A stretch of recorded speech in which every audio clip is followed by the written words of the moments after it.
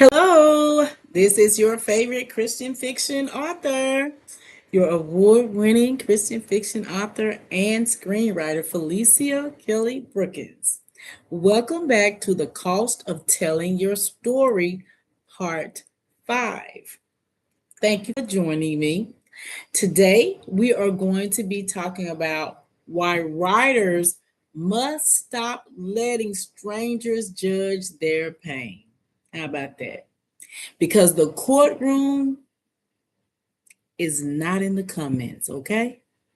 Or I can say it another way. The comments are not your courtroom. How about that? We're going to talk about the cost of telling your story and the fact that the comments are not the courtroom when it comes to you writing your story. Hopefully, this is going to help some of you move forward in your quest to write your personal story and to tell your truth and to prepare you to deal with the public and all that is going to come at you when you decide to tell your truth. I want to start out by saying, do strangers have the right to judge, or asking, do strangers have the right to judge someone's pain just because they told their story publicly? Okay. Think about that. And you may have been that person at one time. Do strangers have the right? Do they have the right to judge someone else's pain simply because that person made that pain public, that they shared that story or that experience and made it public? As aspiring authors, when you tell your story, the public response is going to become part of that cost, okay? I want you to be aware of that as you're preparing, as you're counting the cost of telling your story. When you decide to tell your story publicly, the responses become part of that cost of telling your story. Strangers may judge your pain. They may twist your words. They may demand more details. They may question your timing of it or the release of your book. They may even decide that they, want to know who they think you are from one post to another, from an interview or from a chapter. They want to try to make that decision, okay? Who, as they say, who do you think you are? Well, they think they know who you are. That's something else you have to consider when you're talking about preparing yourself to tell the cost of your story. People are going to decide for themselves based on your responses or what they read, what they think your pain really is. And it may not be fair, but I want you to be aware that that is part of the cost of telling your story. Let's say, for example, we see a lot of grieving mothers on social media and television now because of some really terrible and tragic things that are going on right now. So when grieving mothers, survivors, or writers decide that they want to speak publicly, the story does not enter a neutral space, okay? Your story is not going to go into a safe space. It enters social media world, okay? It enters Google. It enters public opinion.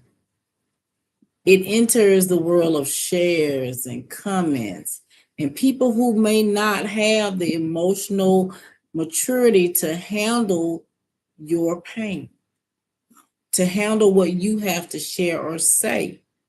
They don't have the emotional capacity or maturity to handle that with care, okay? So that's something else that I want you to think about when you're counting the cost of telling your story. Because this is part of that cost. It is a big part of the cost. And if you are an aspiring author preparing to tell your story and to write about your life, your family, your grief, your trauma, your survival, or your healing, you must prepare not only for the writing process, but you must prepare for the response. I should say that again. You should not only prepare for the writing process, but you should prepare yourself for the response. Now, as an author strategist and storytelling strategist, I want you to remember this, that your story, it needs purpose, but it doesn't need public permission, okay? As an aspiring author, your story needs purpose, but it does not need public permission. Sometimes the cost is not the writing, okay? The cost is what happens after your story is released. That's what you need to focus on. It's not so much the cost of having to write it, but what is going to happen after that is released. The same as the mothers right now of Carmelo Anthony and of Nolan Wells. They are having to tell their story and their son's story and what happened to them. And that's not the most difficult part. The most difficult part is for them having to understand and realize that that is the cost for telling the story. And they have to prepare themselves as best they can for the responses that are going to come from them telling those stories. Because that cost is what happens after their story is released, after they stood in front of the media, after they've been interviewed. The cost is going to be in the comments. If they have social media access, the cost is going to be in screenshots people are going to take and share. The cost is going to be in the criticism. The cost is going to be in the assumptions that people are going to make about what they have shared with concerning their true and tragic experiences. And you as well as an author, your truth. Are you ready for that? Have you counted that? Have you thought about that? What the real cost is going to consist of? It's going to consist again of comments, screenshots, criticism. It's going to consist of assumptions about you. The cost is strangers speaking with authority as though they know you and know about you or know what you're thinking or feeling about a pain that they did not live through. Okay? Let me say that again. The cost is going to be strangers that are going to be speaking about things about your life with as though they have authority to do so, as though they know your pain, a pain that they did not live through. So prepare yourself for that as someone that is writing their personal story. Prepare yourself for that. As aspiring authors, this matters, okay? Because once your story enters the public arena, people are not going to treat it the same, okay? They're not going to treat it as though that's part of what you did to heal. They may treat it like it's some type of debate. They want to go back and forth about it. And that is why when you're thinking about writing your truth or your experience, there are some things that you need to ask yourself. And one of them is, am I emotionally prepared for public response? Or am I only prepared for, writing the book? Am I prepared to step out and speak about this publicly? It's a question I had to ask my own self. It's something that I had to prepare my own self for. Am I ready to be more transparent? How much is it that I should share about me? Those are decisions I had to make and things I had to think about and count the cost of when I wrote my story and my trilogy. Okay. I had to think about those things. And so that's why I'm sharing this information with you. So, of course, as you know, I like to give a few tips to be of help to you when it comes to you trying to determine where you are emotionally, mentally, and spiritually when it comes to the cost that you're willing to pay to write your story, to share your story publicly. Number one, do not let the comment section become the judge of your story. Got that? Do not let the comment section become the judge of your story. The public can respond to your story, but they do not get to own it. The public can respond to your story, but they do not get to own it. As an aspiring author, this is important that you realize that, because once you publish your personal story, some people are going to try to tell you what your pain means, okay? Some are going to question why you stayed in something, why you didn't leave, why you waited, why you forgave that person, why you finally decided to speak out about it, or why you even named what happened, okay? So when you see those type of things coming at you in your social media platforms, don't let those comments cause you to question yourself, okay?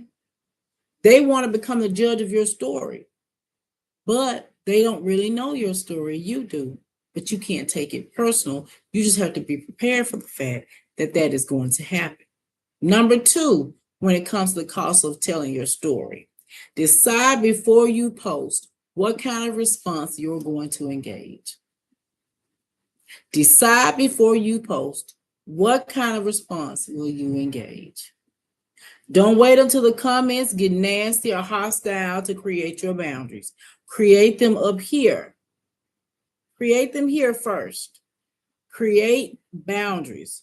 Do not wait until the comments get hostile or rude. Decide ahead of time. Will I respond to the comments, or will I delete hateful, mean, ugly, harmful comments? Will I handle the comments at all? Maybe I'll get someone else to deal with that. But you need to decide what you're going to respond to, what you're going to engage with. Tip number 3, when it comes to counting the cost of telling your story. Decide before you post what kind of responses you are going to engage with, okay? I can't say that enough. Decide for yourself what you're going to engage in. That was tip number 2. Number 3, know the difference between feedback and emotional trespass. Okay? Number 3, know the difference between feedback and emotional trespass. Every comment is not feedback, so don't take it that way. Some comments are just people being curious. Some comments are people just want to be critical. Some comments are people that are projecting their own wounds into your story.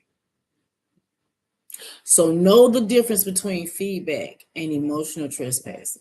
When you read those comments, you can tell it. You'll see it. When you read it, you'll know. You'll be able to tell. Okay? You will be able to tell. All right. You have to learn the distinction. You have to learn the distinction between the emotional trespassing and feedback. Okay? You may say, well, Felicia, I don't know the difference. What is it? Glad you asked. When it comes to feedback, feedback is something or a comment that's going to help you grow. Okay? Feedback is a comment that is going to help you grow. Emotional trespassing, that's going to make you feel unsafe or unsettled inside. It's going to trigger something. You're not going to feel so good about it. That's emotional trespassing.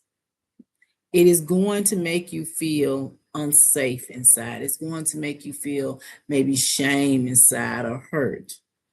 But feedback is going to be something you embrace. It's going to help you to grow. That's number 2.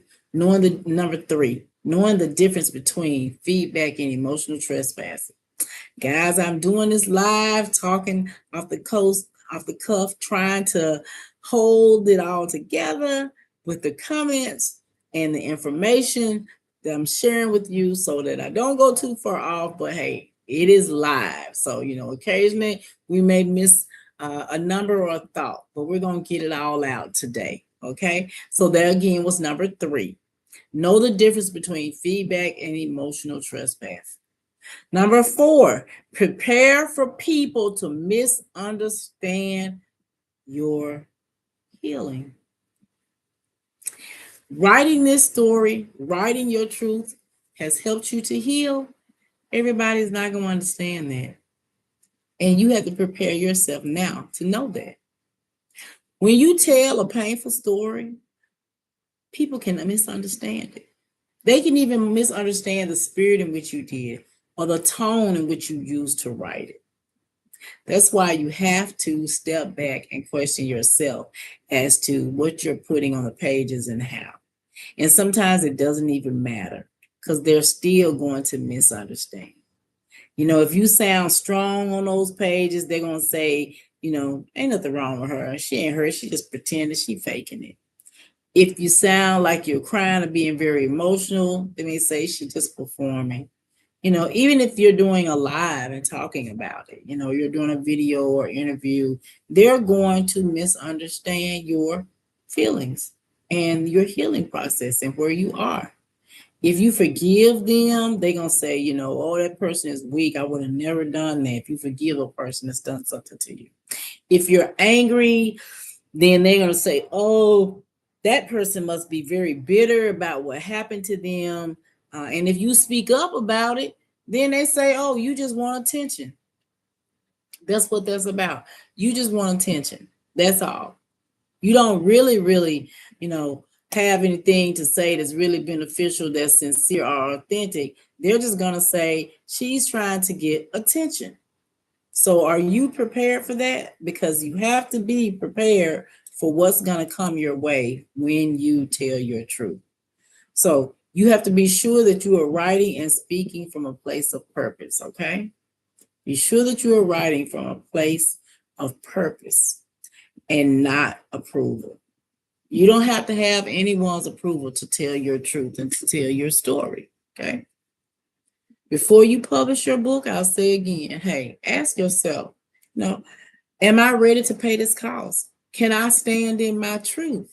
Even if people are misunderstood by what I say and the way I say it, can I stand in my truth?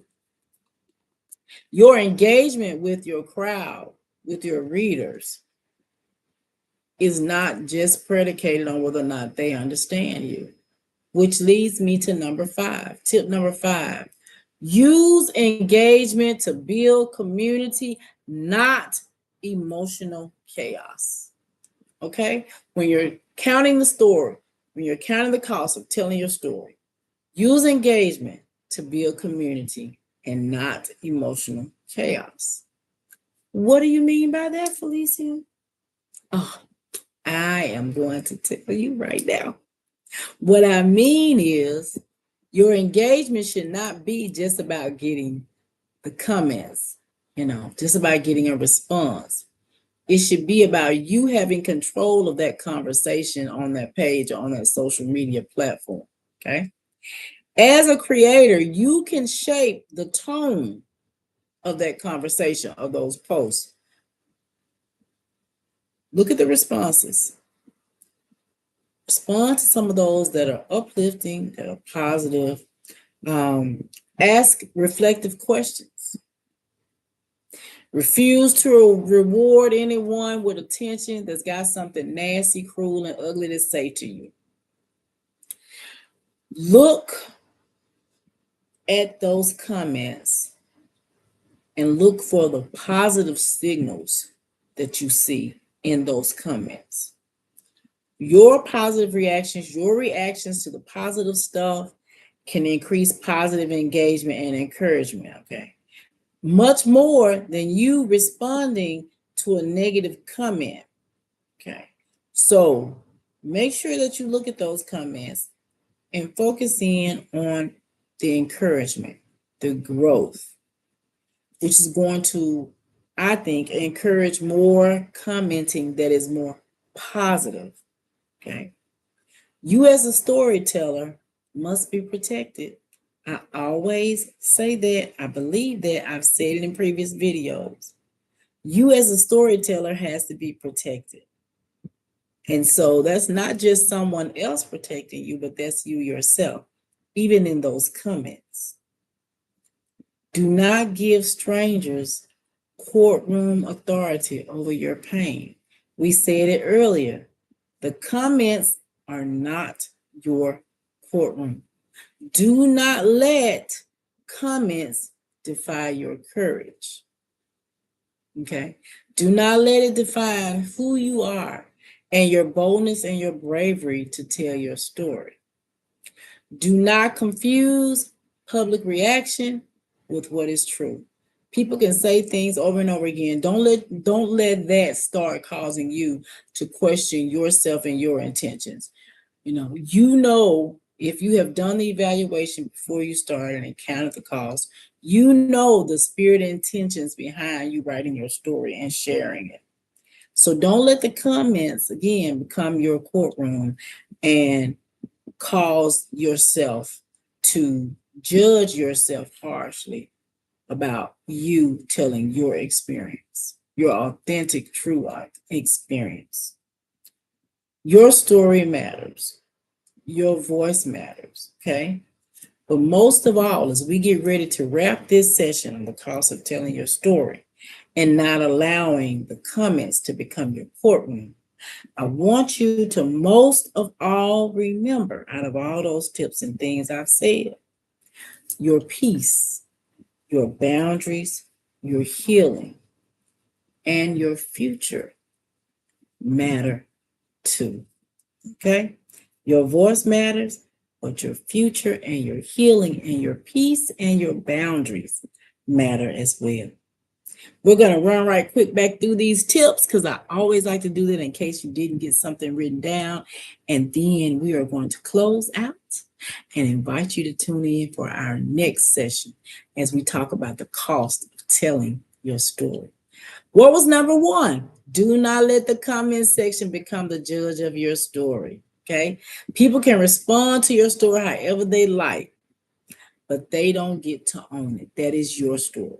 Number two, decide before you post what kind of response you're going to engage with. Decide that ahead of time. What type of comments? Don't wait until the comments are nasty to decide to create your boundaries. Do it early. Number three, know the difference between emotional trespassing and feedback. Remember what I said. Feedback are comments that are going to help you to grow. That emotional trespassing is going to make you feel unsafe or uncomfortable inside. Maybe make you question yourself in a negative way. So don't buy into that. Number four, prepare for people to misunderstand your healing. We talked about it. Hey, if you speak up, they're going to say you want attention. If you forgive somebody, they're going to say, I never would have done that. She a weak person. She's silly. Prepare for that. Everybody's not going to understand, and that's okay. Make sure you're okay with that before you publish your story. And number five was use engagement to build community, not emotional chaos. Okay? Let the community you're building provide positive comments, and you respond to those and create an environment full of positivity to help you and everybody that is attached to that story. Because as I said before, you are the storyteller and you should be protected as well. Your story matters and your voice matters. And that's all I have for episode 5 of the cost of telling your story. Not allowing the comments to be your courtroom. My name is Felicia Kelly Brookins. I am your author strategist and storytelling strategist. You can connect with me with author Felicia Brookins at gmail.com. I would love to hear from you if you have any questions. You're welcome also to put any comments below. Please make sure that you subscribe to the YouTube channel and that you also subscribe to the Facebook page. Write the Vision, Aspiring Authors and Writers Conference. And I hope to see you on our next episode of The Cost of Telling Your Story.